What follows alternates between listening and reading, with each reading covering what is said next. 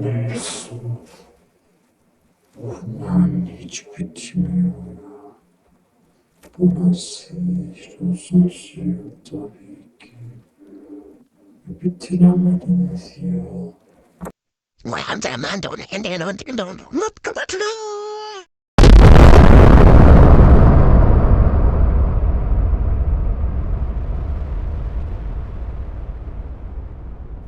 Benim adamlarımı öldürdüler.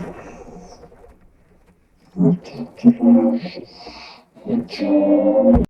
Burada saldırı olduğu için sını yapan ben aldım takipçiler sayesinde de olduğu için yani aboneler yani.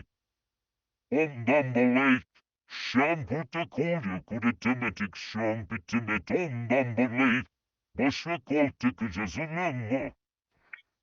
Oraya yeneceğiz.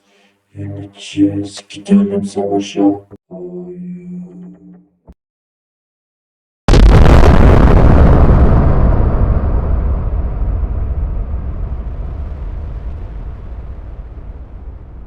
Titan Speakerman silahla ateş etti.